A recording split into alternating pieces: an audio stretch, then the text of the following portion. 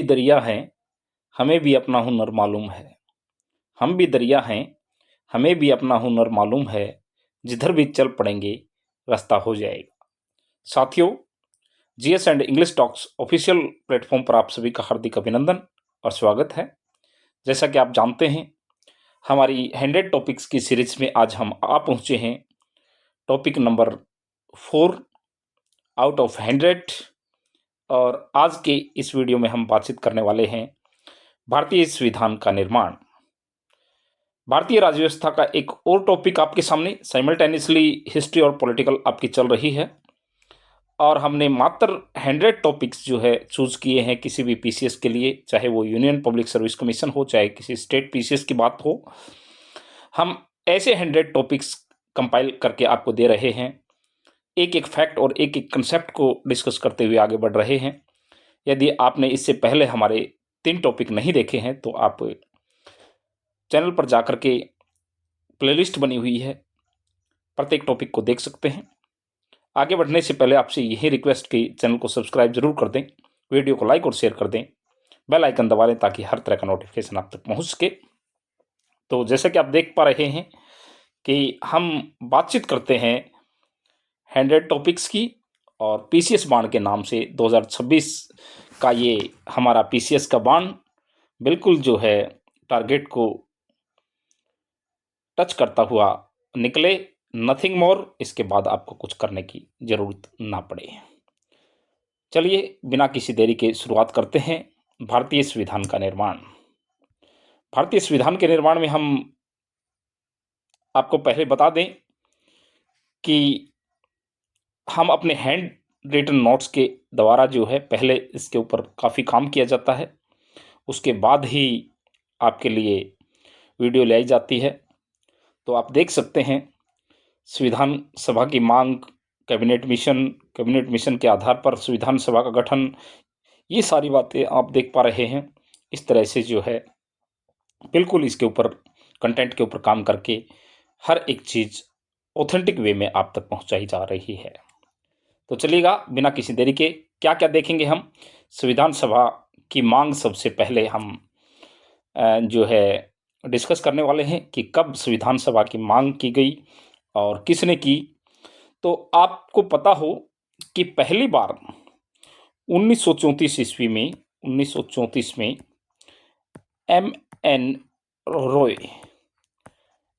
रॉय नाम का एक व्यक्ति, साम्यवादी नेता आप कह सकते हो, साम्यवादी नेता एम एन रॉय के द्वारा 1934 ईस्वी में संविधान सभा की मांग की गई। उसके बाद एक साल बाद ही आप कह सकते हो कि 1935 ईस्वी में 1935 में जो है कांग्रेस, भारतीय राष्ट्रीय कांग्रेस आप कहेंगे, भारतीय राष्ट्रीय कांग्रेस के द्वारा औपचारिक तौर पर संविधान सभा की मांग की गई। और इस मांग को आप कह सकते हो कि 1940 का जो अगस्त प्रस्ताव था, अगस्त प्रस्ताव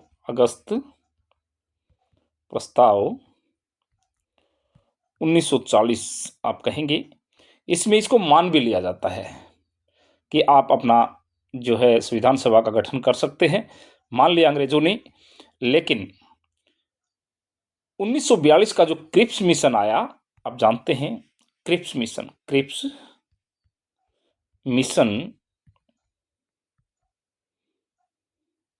1942, इसके अंदर जो है 2 संविधान सभाओं की बात की गई और मुस्लिम लीग के द्वारा जो है एक और संविधान सभा की मांग उठा दी गई, जिसके कारण जो है ये इसके ऊपर कांटा लग गया, अस्वीकार कर दी गई ये। तो सबसे पहले यही हम रिवीजन करते चलेंगे। सबसे पहले 1934 ईस्वी में यानी कि 1934 में वामपंथी नेता एम एन रॉय के द्वारा ये मांग की गई, कैबिनेट और 1935 में जो है कांग्रेस के द्वारा औपचारिक तौर पर मांग की गई। 1940 का अगस्त प्रस्ताव में जो है ब्रिटिश सरकार ने ये मान लिया। लेकिन 1942 का जो क्रिप्स मिशन भारत आया था, उसमें बात ऐसी उठ खड़ी हुई कि 2 संविधान सभाएं हों, जिसके कारण जो है इसको कैंसिल कर दिया गया, मना कर दिया गया।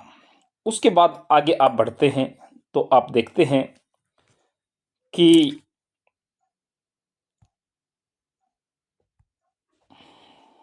अगला कैबिनेट मिशन जो है, लॉर्ड पैथिक लॉरेंस 3 व्यक्ति थे।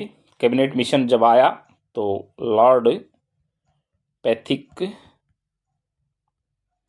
लॉरेंस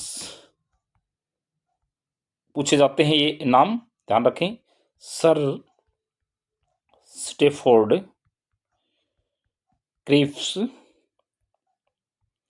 और एक अलेक्जेंडर,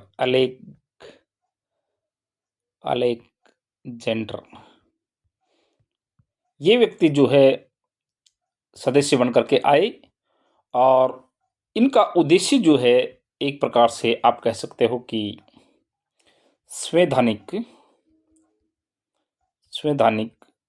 सुधारों की रूपरेखा तैयार करना इनका उद्देश्य था। किसका? कैबिनेट मिशन का। और केंद्र में एक अस्थायी सरकार, केंद्र में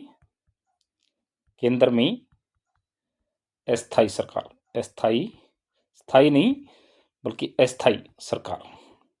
क्या क्या बताया है? केंद्र में अस्थायी सरकार और संवैधानिक सुधारों की रूपरेखा तैयार करना। 3 व्यक्ति आए, Lord Pethick Lawrence, Sir Stafford Cripps और अलेक्जेंडर, ये मुख्य सदस्य थे इसके, आप कह सकते हो। और संविधान निर्माण के लिए जो आप कह सकते हो संविधान सभा का गठन इसी के तहत हुआ था, आपसे पूछा भी जा सकता है। कैबिनेट मिशन के आधार पर आगे आप देख सकते हैं कि कैबिनेट मिशन के आधार पर संविधान सभा का गठन किया गया और संविधान सभा की सदस्यों की संख्या का निर्धारण जो है जनसंख्या के आधार पर किया गया। क्या किया गया? संविधान सभा के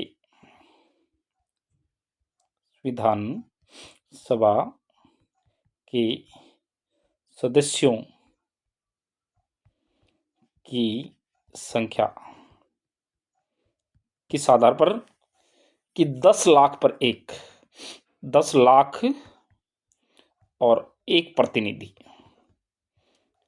10 लाख पर 1 प्रतिनिधि जो है चुना जाना था और देशी रियासतों से जो है ये प्रतिनिधि मनोनीत किए जाने थे। देशी रियासतों से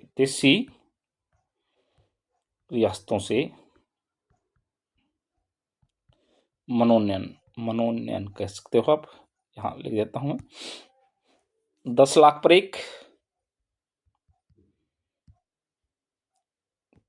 1 और देशी रियासत जो हैं वहां से मनोनीत, देशी रियासतों से मनोनीत, यहां से निर्वाचित,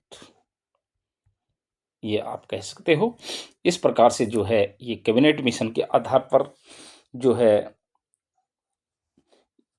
ये बनाया गया, संविधान सभा का निर्माण किया गया। तो ये सारी चीजें जो हैं आप देखते हुए आगे बढ़ेंगे। उसके बाद संविधान सभा प्रत्यक्ष रूप से जनता द्वारा जो है निर्वाचित नहीं थी, इस बात का आपको ध्यान रखना है कि संविधान सभा जो है प्रत्यक्ष रूप से, हाँ, इससे पहले आप कह सकते हो कि इसका प्रारंभिक गठन, संविधान सभा का प्रारंभिक गठन की बात यदि हम करें तो योजना के आधार पर जो है दिसंबर 1946 ईस्वी में जो है प्रांतीय विधायिकाओं के चुनाव हुए। 1946 में प्रांतीय विधायिकाओं के चुनाव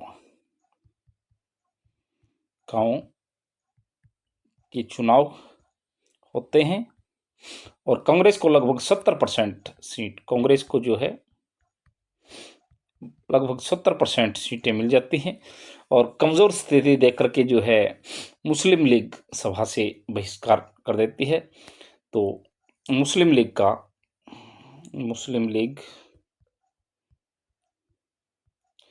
लीग बहिष्कार कर देती है इसका, क्योंकि लगभग 70% सीटें जो है कांग्रेस के पक्ष में चली जाती हैं।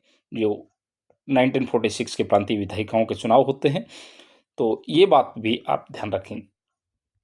उसके बाद की यदि हम बातचीत करें तो अभी आपको बता रहे थे हम कि संविधान सभा प्रत्यक्ष रूप से जो है निर्वाचित नहीं थी जनता द्वारा। यहाँ पर कई बार क्वेश्चन पूछ लिया जाता है, आप 10 ईयर उठा करके देखेंगे या PYQs देखेंगे किसी भी PCS के या UPSC के, तो ये क्वेश्चन आपको बार बार पूछा गया मिलेगा। तो प्रांतीय विधायकों द्वारा जो है संविधान सभा के सदस्यों का चयन किया गया था, चयन के आधार पर आप कहेंगे। और संविधान सभा में कुल जो है 389 सदस्य थे, ये बात भी आप ध्यान रखेंगे। उनमें ब्रिटिश प्रांतों से 296, ब्रिटिश भारत के प्रांतों से 296 और 4 जो है इनमें 292 प्रांतों से 292 जो है प्रांतों से प्लस 4 मुख्य आयुक्तों के क्षेत्र से आते थे। इस तरह से ये 296 हो जाते थे। और देसी रियासतों से आप कह सकते हो कि 93 और 93 और 296 ये मिलाकर के जो है आपके 389 हो जाते थे। तो ये भी बात आप ध्यान रखेंगे, यानी कि कुल सदस्य थे 389, 389, उसमें ब्रिटिश भारत के प्रांतों से 296, जिनमें 292 प्रांतों से और 4 मुख्य आयुक्तों के क्षेत्र से, और बची हुई जो 93 थे वो आप कह सकते हो कि वो देसी रियासतों से थे। तो ये बात भी आप ध्यान रखेंगे। लेकिन आप कह सकते हो कि 1947 का जो अधिनियम आया, अधिनियम उसके अनुसार मुस्लिम लीग के सदस्य जो है संविधान सभा से बाहर हो गए और फिर स्थिति कुछ अलग टाइप की बन जाती है। और आखिरकार संविधान सभा का जो अंतिम गठन होता है वो कुल सदस्य आप कहेंगे, कुल सदस्य, यहाँ से बड़े आंकड़ों का खेल है, ध्यान से देखेंगे। 389 की जगह अब 324 रह जाते हैं और 235 जो है ब्रिटिश प्रांतों से, 235 ब्रिटिश प्रांतों से आप कहेंगे, और 89 सदस्य जो है देसी रियासतों से रह गए। हैदराबाद एक ऐसी रियासत थी जिसके सदस्य जो है संविधान सभा में सम्मिलित नहीं हुए, वो काफ़ी बाद में हुए हैं। तो ये बात भी आप ध्यान रखेंगे। तो ये आप कह सकते हो 235 और 89 जो है 324, आखिरकार जो है 324 सदस्य। इस प्रकार से आगे भी बातचीत जो है हम इसकी बढ़ा रहे हैं और आप ध्यान से जो है एक कनेक्टिविटी बनाए हुए आगे बढ़ेंगे। काफ़ी सारी चीज़ें जो है अभी हमें इसकी डिस्कस करनी है। संविधान का निर्माण की बातचीत हम कर रहे हैं कि किस प्रकार से ये संविधान बन करके तैयार हुआ। और भारतीय संविधान का जो अधिनियम आप कह सकते हो, भारतीय स्वतंत्रता अधिनियम 1947 द्वारा संविधान सभा में बदलाव किस प्रकार का किया गया, ये देखिए। संविधान सभा को पूरी तरह से संप्रभु बना दिया गया और संविधान सभा ही भारत की केंद्रीय विधायिका बन गई। केंद्रीय विधायिका भी, ये बात बहुत इंपॉर्टेंट है अपने आप में। केंद्रीय विधायिका बन गई और संप्रभु भी बन गई। यानी कि संप्रभु का मतलब आप जानते हैं कि किसी का बाह्य या आंतरिक किसी प्रकार का दबाव नहीं, खुद ही फैसले लेने वाली, और केंद्रीय विधायिका भी ये बन जाती है। इस प्रकार से जो है आप आगे बढ़ते जाएंगे। संविधान सभा की कार्य प्रणाली किस प्रकार की थी, इस बात पर भी जो है थोड़ा सा हम डिस्कशन कर लेते हैं। संविधान सभा की कार्य प्रणाली में आप कहोगे कि सच्चिदानंद सिन्हा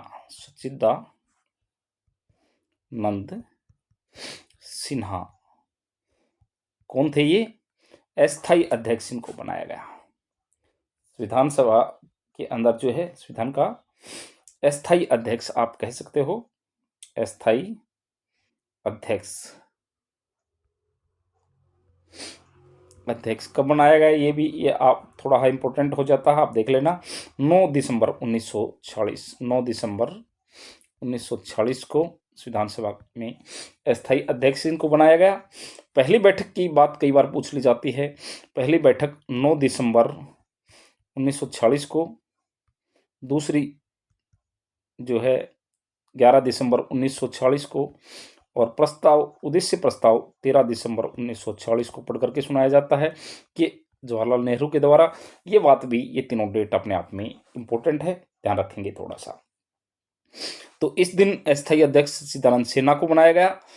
2 दिन बाद स्थायी अध्यक्ष जो है राजेंद्र प्रसाद को बना लिया गया 11 दिसंबर 1946 को। ये बात भी आप ध्यान रखेंगे। और 11 दिसंबर 1946 को जो है 2 व्यक्तियों को उपाध्यक्ष भी बनाया गया, एच.सी. मुखर्जी और वी.टी. कृष्णाचारी। ध्यान रखें, दोनों बहुत सम्मानित लोग हैं, एच.सी. मुखर्जी और वी.टी. कृष्णाचारी ये दोनों लोगों को जो है इसी दिन यानी कि 11 दिसंबर को, और उद्देश्य प्रस्ताव मैंने बता ही दिया आपको कब, और उद्देश्य प्रस्ताव को स्वीकृत कब किया गया ये भी आप जान ले। उद्देश्य प्रस्ताव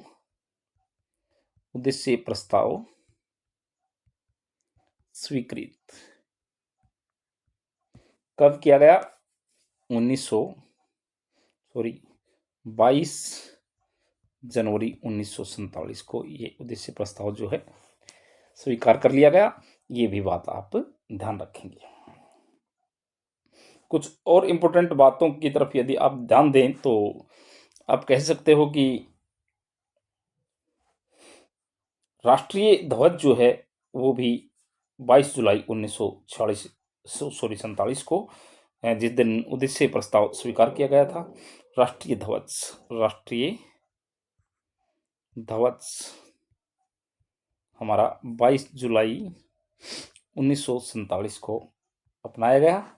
हाँ, यदि आप राष्ट्रगान और राष्ट्रगीत की बात करें तो राष्ट्रगान व गीत वो 24 जनवरी जो है 1950 को अपनाए गए।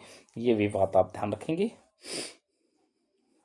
और जो अंतिम सत्र जो था उसमें रविंद्रनाथ टैगोर के द्वारा बांग्ला में जो है आप कह सकते हो जनगणमन अधिनायक, और हिंदी संस्करण जो राष्ट्रगान है बंकिम चंद्र चटर्जी संस्कृत में रचित है, वो गाया गया 24 जनवरी 1950 को। तो ये बात भी आप ध्यान रखेंगे। उसके बाद हम आगे बढ़ते हुए यदि डिस्कस करें तो आप देख सकते हैं संविधान सभा की कुछ समितियों में बहुत इंपॉर्टेंट समितियां हैं और आपसे बार बार पूछी जाती हैं। किसी भी प्रकार का कोई आप जो है रिस्क ना लें, बहुत अच्छे से याद करें। प्रारूप समिति को तो भला कौन नहीं जानता। प्रारूप समिति डॉक्टर बी आर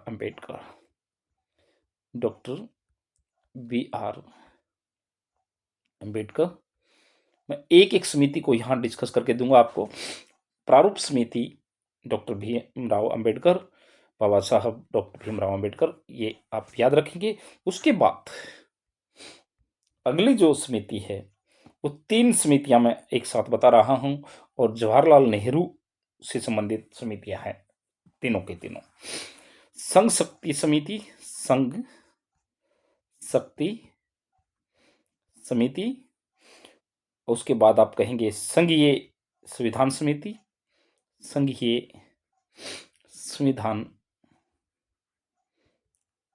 समिति, मैं लिख नहीं रहा हूं समिति। उसके बाद आप कह सकते हो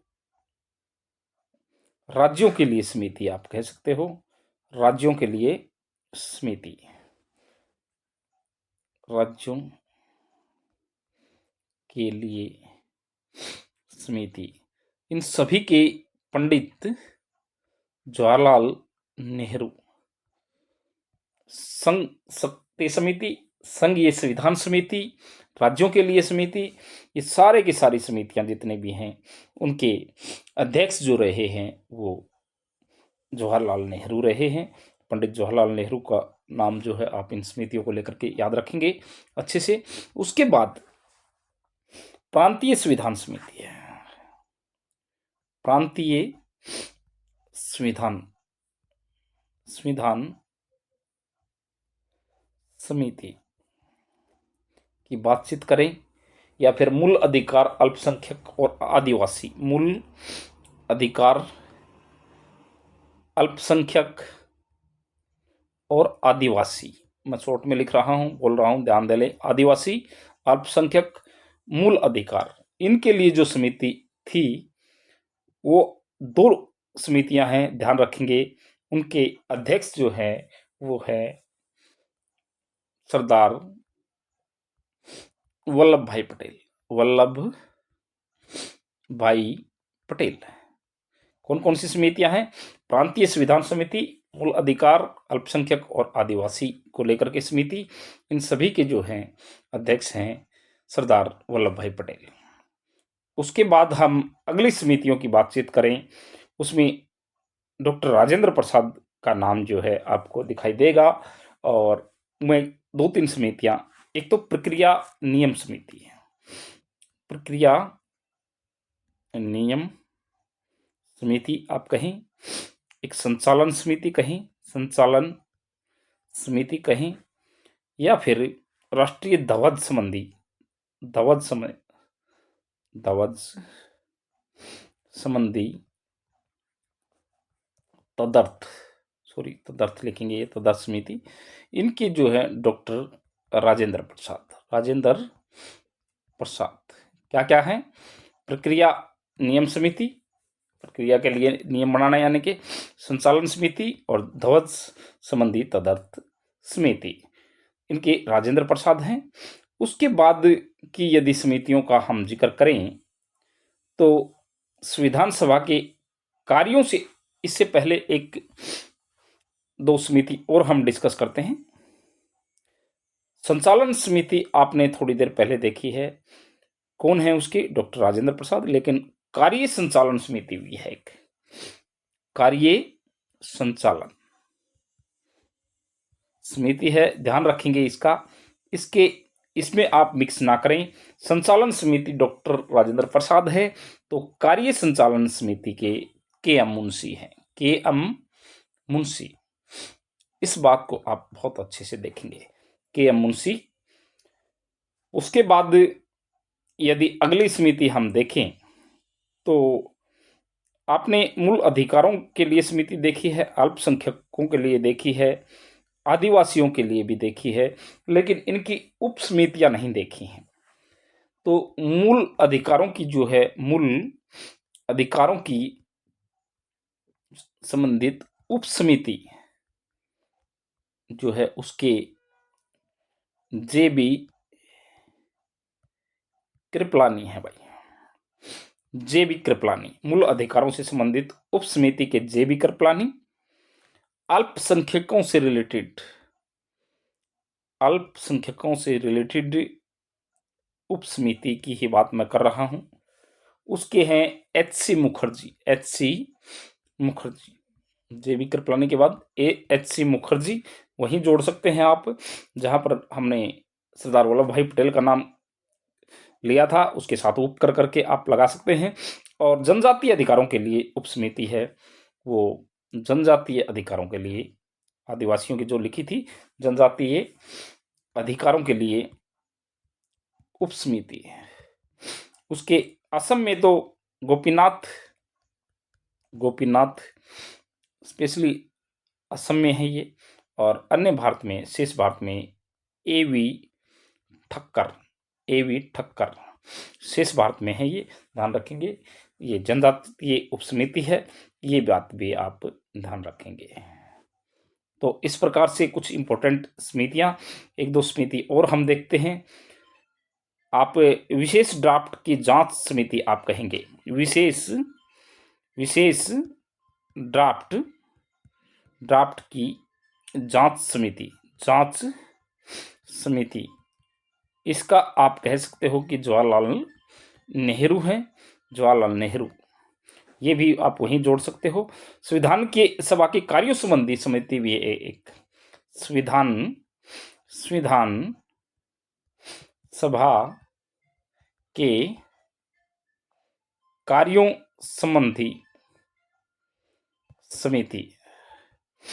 संबंधी समिति है, इसके जी.वी. मावलंकर हैं, जी.वी. मावलंकर, इसके जीवी मावलंकर हैं। तो सारी समितियां आपको बता दी गई हैं, अच्छे से आप देख लेंगे सभी को ध्यान से, ताकि किसी प्रकार की कोई कंफ्यूजन आपको ना हो।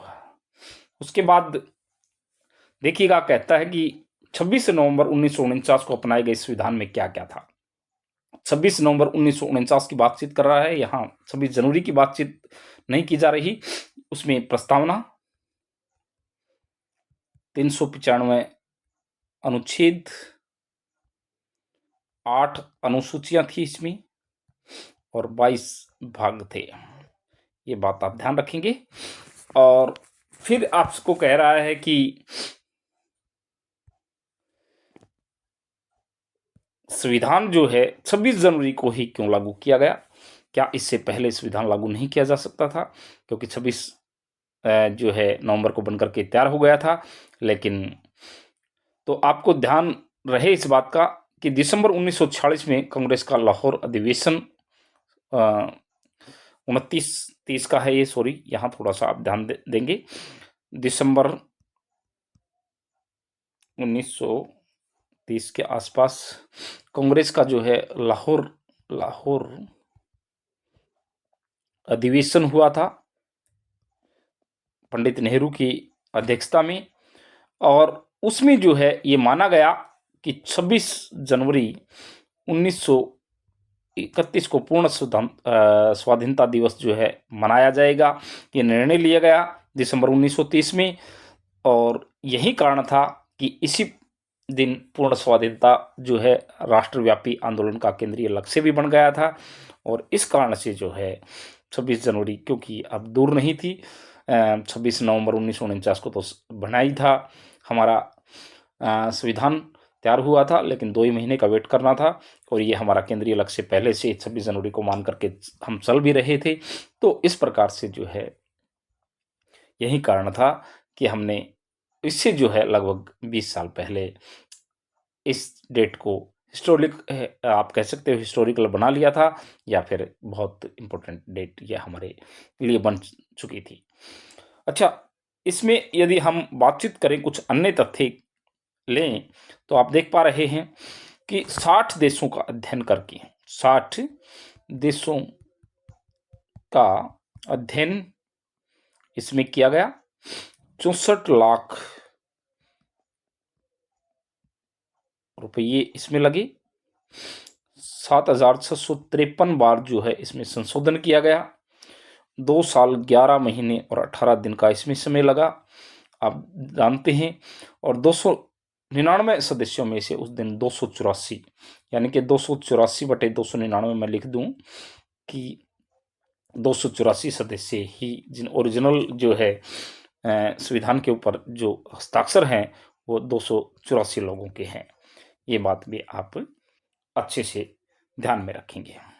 अच्छा, कई बार प्रारूप समिति के जो हैं, इसी में अन्य तथ्य में मैं बता देता हूँ। गठन जो है प्रारूप समिति का, प्रारूप समिति इसकी का गठन किया गया 29 अगस्त 1947 को। अध्यक्ष हमने बता ही दिया, डॉक्टर BR अम्बेडकर। इसमें 7 सदस्य थे, 1+6 आप कह सकते हो, सॉरी टोटल जो है इसमें कितने सदस्य थे, 7 सदस्य थे। और उनके नाम कई बार पूछ लिए जाते हैं, तो डॉक्टर BR अम्बेडकर तो थे ही। पहला आप कहेंगे, प्रारूप समिति की बातचीत हम कर रहे हैं, प्रारूप समिति के सदस्य एक डॉक्टर BR अम्बेडकर तो जो है इसके अध्यक्ष हैं। पहला सदस्य, 6 सदस्य कौन कौन है, N गोपाल स्वामी। दूसरा है आपका अल्लादी कृष्णा स्वामी अय्यर, अल्लादी कृष्णा स्वामी अय्यर। और तीसरा है KM Munshi, doctor KM Munshi. थोड़ा सा ध्यान में रखें इन नामों को। N गोपाल स्वामी, अल्लादी कृष्णा स्वामी अय्यर, डॉक्टर के एम मुंशी, 3 लोग मैंने डिस्कस कर दिए हैं। उसके बाद 4th पर आप कहेंगे सैयद मोहम्मद सादुल्ला, ये आप कहेंगे। और फिर जो है आप कहेंगे N Madhavrao, N Madhav Rao. BL Mitter के स्थान पर, बीएल मित्तर के स्थान पर आप ध्यान रखें, स्वास्थ्य कारणों से उनको इस्तीफा देना पड़ गया था। तो बीएल मित्तर के स्थान पर कौन? एन माधवराव 5वें नंबर के आप कहेंगे। और 6th नंबर पर जो है टीटी कृष्णाचारी, इन्होंने भी डीपी खेतान की मृत्यु के बाद जो है स्थान लिया था, ये भी ध्यान रखें। तो मैंने आपको बता दिए हैं प्रारूप समिति के बारे में। प्रारूप समिति के टोटल 7 सदस्य, यानी कि 1+6। डॉक्टर भीमराव अंबेडकर खुद मैंने बताया है आपको, एक तो वो थे। उसके बाद आप कहेंगे कि एन गोपाल स्वामी अय्यर, डॉक्टर के एम मुंशी, अलादी कृष्णा स्वामी अय्यर, सैयद जो है सादुल्ला आप कह सकते हो, एक वो थे। एक एन माधवराव आप कह सकते हो, ये इनका नाम ले सकते हो, जिन्होंने जो है बीएल मित्तर की जगह पर स्थान ग्रहण किया था, ये बात आप बताएंगे। उसके बाद एक और है टीटी कृष्णाचार्य, ये भी आप बता सकते हैं। चलिएगा, कुछ अन्य तथ्यों में एक हम, हालांकि इसको जोड़ना था हमने पीछे, लेकिन अब भी डिस्कस कर लेते हैं, कोई बात नहीं। एक बाल्कन प्लान या डिक्की बर्ड प्लान या इस्मा प्लान भी डिस्कस करनी थी हमें। बाल्कन प्लान, बाल्कन, क्योंकि ये अन्य तथ्य हम कर रहे हैं, डिक्की बर्ड या इस्मा प्लान क्या थी? तो देखिए, माउंटबेटन ने भारत की आज़ादी के लिए डिक्की बर्ड प्लान तैयार किया था। आपको ध्यान रहे, डिक्की बर्ड प्लान, और इसके तहत जो है इस्मा, इसकी यह योजना जो है आप कह सकते हो हेस्टिंग इस्मा, सर जॉन एबल और माउंटबेटन की समिति थी एक, उन्होंने ये तैयार की थी।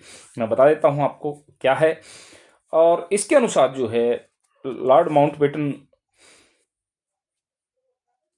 तो थे इसमें, और योजना में प्रांतीय गवर्नरों की असेंबली के सामने जो है ये हेस्टिंग इस्मा द्वारा ये प्रस्तुत की गई, और इसी कारण इसको इस्मा प्लान भी कहा गया। ध्यान रखें, Balkan plan, Dickie Bird plan, Ismay plan एक ही है। तो इन्होंने जो है गवर्नर जनरल की जो असेंबली थी उसके सामने रखा था नाम, इस कारण से इसको जो है इस्मा प्लान कहा गया। और ये योजना जब इसमें प्रावधान किया गया कि सत्ता जो है का हस्तांतरण अलग अलग तरीके से किया जाएगा प्रांतों को, और इससे पहले प्रेषण का गठन हो जाए।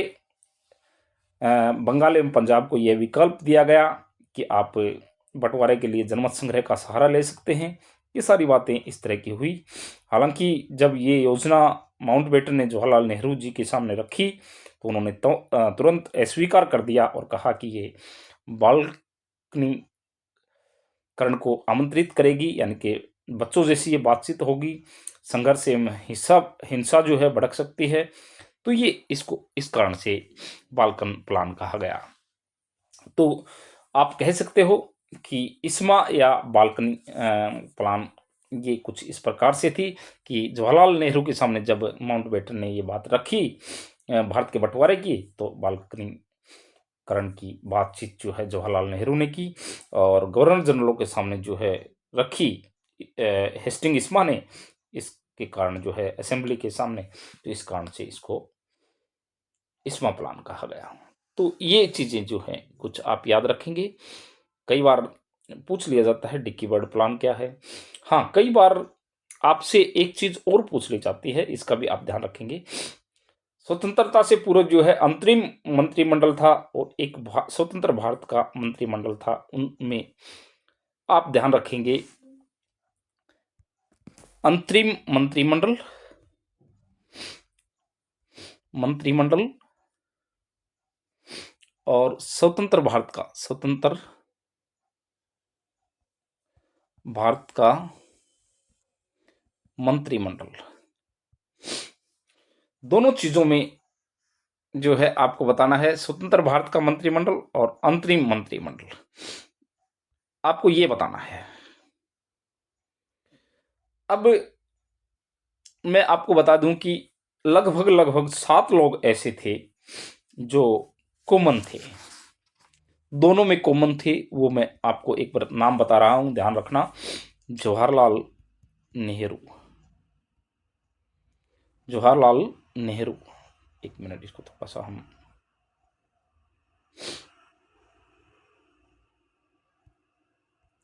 एक तो जवाहरलाल नेहरू कॉमन व्यक्ति मैं बता रहा हूं। सरदार पटेल, सरदार पटेल। उसके बाद सरदार बलदेव, बलदेव सिंह, जगजीवन राम, जगजीवन राम,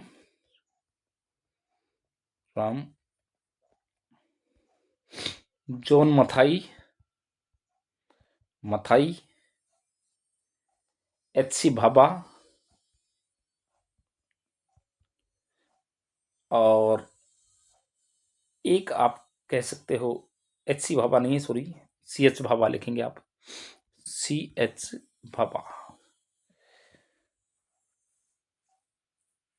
तो हमने जवाहरलाल नेहरू को देखा, उसके बाद सरदार वल्लभ भाई पटेल की बातचीत की, बलदेव सिंह की बातचीत हमने की, जॉन मथाई हमने देख लिया, जगजीवन राम को देख लिया, सी.एच. भाभा को और डॉक्टर राजेंद्र प्रसाद।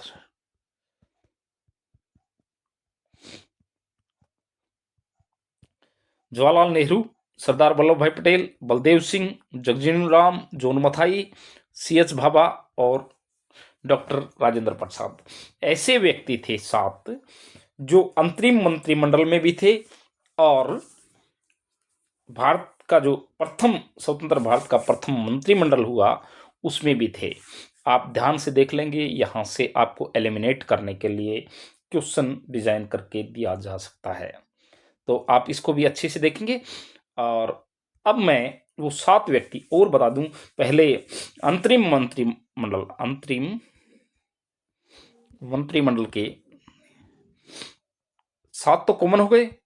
कई बार यूं भी पूछ लेता है कि कौन सा मंत्रालय किसके पास था, तो आपको पता हो राष्ट्रमंडल के मामले जो है जवाहरलाल नेहरू के पास, गृह मंत्रालय वल्लभ भाई पटेल, रक्षा मंत्री जो है बलदेव सिंह, जॉन मथाई को उद्योग, जगजीवन राम को जो है श्रम विभाग, सी.एच. भाभा को जो है खान मंत्रालय, डॉक्टर राजेंद्र प्रसाद खान एवं कृषि मंत्रालय। इस तरह से जो है आप ये भी याद रखेंगे थोड़ा सा।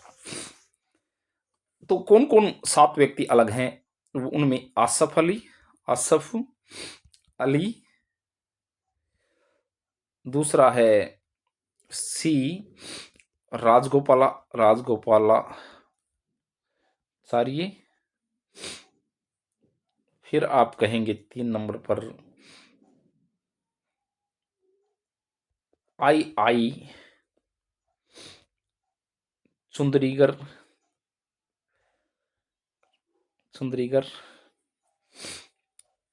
लियाकत अली खां,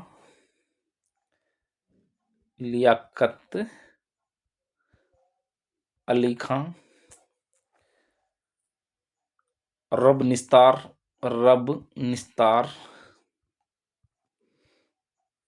गंजावर अली खां, मैं बोल रहा हूँ उसे ध्यान दें आप, थोड़ा सा स्पेस कम है। और जोगिंदर नाथ मंडल, मैं एक बार बोल रहा हूँ, ध्यान दे लें आप कौन कौन मैंने लिखे हैं। आसफ अली बोले, सी राजगोपालाचारी, आई चुंदरीगर, लियाकत अली खां, अब्दुल रब निस्तार, गंजाफर अली खां और जोगिंद्रनाथ मंडल। ये अलग व्यक्ति थे जो कॉमन थे उनसे, यानी कि 7 वो जोड़ दें और 7 ये 14 टोटल जो है मेंबर थे। अब मैं बातचीत कर देता हूं आपके सामने बचे हुए जो पहला मंत्रिमंडल था, प्रथम मंत्रिमंडल के शेष 7 लोग, उनमें आप बताएंगे।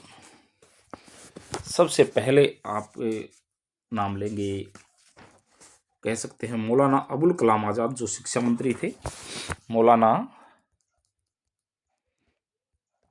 अबुल कलाम आज़ाद शिक्षा मंत्री थे, ध्यान रखें। उसके बाद आर के षणमुखम चेट्टी, वित्त मंत्रालय इनके पास था। डॉक्टर BR अंबेडकर ध्यान रहे, विधि मंत्री थे, कानून मंत्री स्वतंत्र भारत के। उसके बाद आप कहेंगे राजकुमारी अमृत कौर, स्वास्थ्य मंत्रालय था इनके पास। फिर आप कहेंगे रफ़ी अहमद किदवई, संचार मंत्री थे ये। डॉक्टर श्यामा प्रसाद मुखर्जी, ये उद्योग और आपूर्ति मंत्री थे। और VN गौगडिल कार्य खान एवं ऊर्जा मंत्री थे। एक बार फिर मैं डिस्कस कर देता हूं सारे के सारे।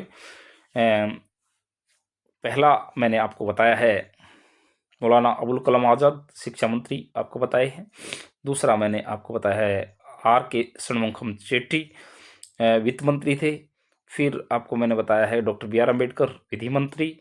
फिर आपको अगला बताया मैंने राजकुमारी अमृता कौर, जो स्वास्थ्य मंत्री थी। और फिर रफ़ी अहमद किदवई, संचार मंत्री। और डॉक्टर श्यामा प्रसाद मुखर्जी, उद्योग एवं आपूर्ति मंत्री। और फिर बताया है VN गौगडिल, जो है वो कार्य खान एवं ऊर्जा मंत्री थे।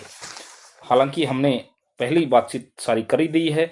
जवाहरलाल नेहरू प्रधानमंत्री बने थे इसमें, सरदार वल्लभ भाई पटेल गृह मंत्री, राजेंद्र प्रसाद खाद्य एवं कृषि मंत्री, मौलाना अबुल कलाम आज़ाद की हमने बातचीत कर ली है।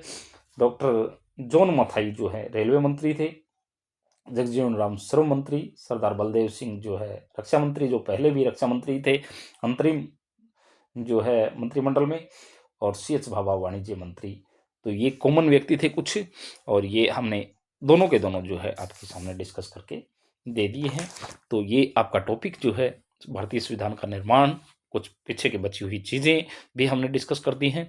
और यहाँ तक जो है अपनी तैयारी को आप रिवीजन के साथ आगे बढ़ाते रहिएगा, और हमारी वीडियोस इसी तरह से आपके सामने आती रहेंगी साइमल्टेनियसली। और मिलते हैं नेक्स्ट वीडियो में किसी नए टॉपिक के साथ। इसी के साथ thank you very much, thank you all of you.